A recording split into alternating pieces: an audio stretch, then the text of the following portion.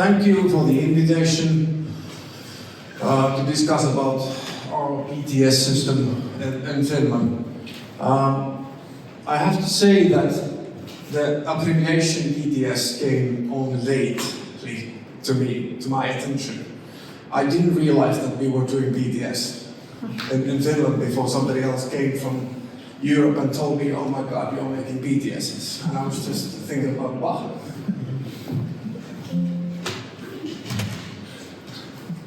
So what we see, what we think about the borehole thermal energy storage concept as a QHeat major product. I give you a little bit of a background, how did it end up to be like this. It really didn't start as an energy storage project. It started as a drilling project to me. I have a history of working for the Technical Research Institute of Finland, and in those days it's a drilling project promising 10-kilometer deep wells like that was the project. It quite didn't materialized. There were several intermediate steps, but at 2018 QHeat was founded around the idea that there is a good chance of making really affordable, cheap, say 2-kilometer wells in Finland, in Scandinavia, in crystalline rock. So the only thing to figure out was what to use them for. Heating, for example, would be a good application. But initially, the idea just arose that we figured out that using down-the-hole air hammer with proper casing in crystalline basement, we can do a 2-kilometer hole basically in 2 weeks. This was what the thesis 5 years ago, and I believe the real time not being 2 weeks, but maybe 1 week at this stage. So I think we have established something, at least we figured out how to drill really deep wells in crystalline basement. But the first application was just make deep coaxial heat wells. So how to extract the heat from the bottom of the well or the whole well length. The problem was straightforward, maximizing the flow rate and minimizing the thermal source thing within the extraction tool, the coaxial tubing. So this is what we started to do. Only later did we figure out, oh my God, we can make a storage out of it by reversing the cycle and pushing up the heated up water in summertime. Do I have a pointer here? No. So this idea of using the well came only later. It's working, yeah. But alongside all the time we were thinking about also how do we distribute this heat that can be easily stored and rejected from the deep crystalline basement. And as a reminder, Finland has probably the coldest crust you can find. On Earth we have 40 degrees in 2 kilometers depth, so we are really operating in low enthalpy. Therefore we are always operating with the heat pump systems, and therefore we are always trying to minimize the temperature of distribution of the heat in the network. So therefore the 5th generation district heating and cooling network is a totally natural byproduct or companion to these deep geothermal storages.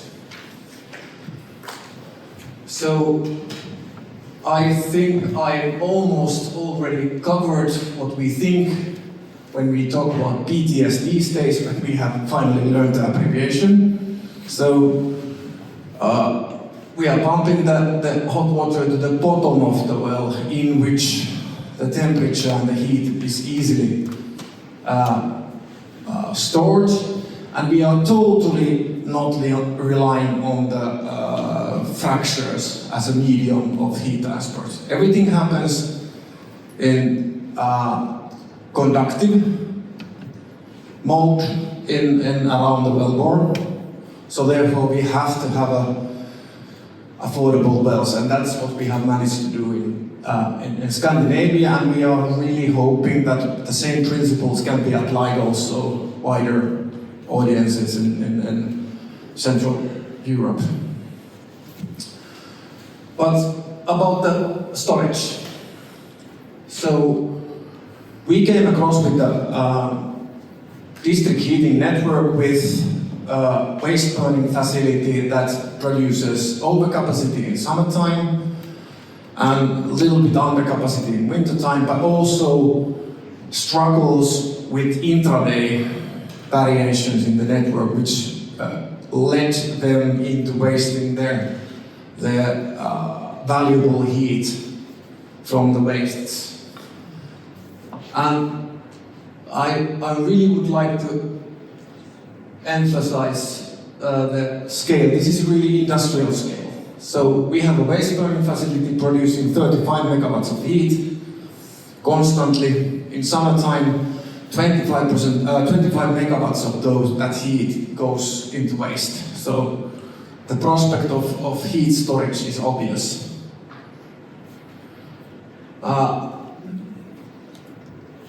220 gigawatt hours of annual heat production happens in this plant, and what I would really like to emphasize is this: happy customer.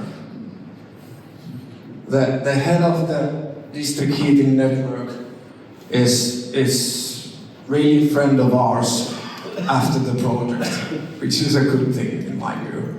And whenever you want to see PTS system, large scale operating in Finland, the Salo is the place to go, and you have a friendly welcoming there, if interested. So the system can produce 6 megawatts of instant heat for extended period of times. We don't quite know how exactly is this scaling down. We have been operating the system for a little bit more than 5 months at the moment. But it looks like at least the customer itself is claiming that their expectations were not this high actually. So happy customer. And let's try to go forward faster. So 5 years ago, actually 2019 already, so almost 7 years ago, we were thinking about this waste burning facility as a wonderful case. They are a customer that has money, but what we were thinking is that this waste burning is probably not going to blow up the world. But then 5-6 years later came something new, and I really want to emphasize this. I haven't ever seen anything in energy technology scaling the same rate as has happened with the data centers. So even though this is a schematic picture here, I would like you to think that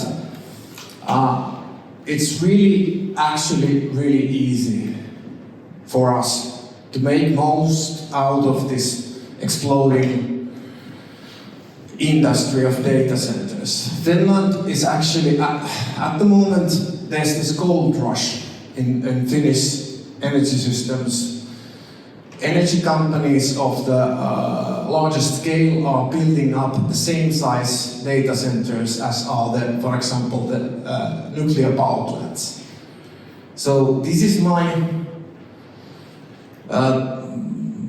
this is the picture, and I'm scared.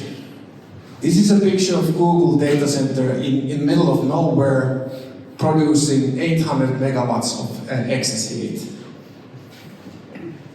None of that heat will be used properly. It will be just wasted. Finland is a perfect location, cold temperature, excellent electrical connection. This is the only thing that the data center people are thinking. Now, We have to act in order to make the policy and the people, energy companies aware that this is not the way forward. We cannot just build nuclear-sized data centers in the middle of nowhere, even though it might be a fast option. So therefore, we want to be the partner with the storage, that we can bring the excess heat into the city centers and into the locations in which the heat is really needed. Through these 3 steps. Just highlighting the problem. But I guess we have to go forward a little bit faster, and this you already know. So I want to also emphasize the stakeholders, but hopefully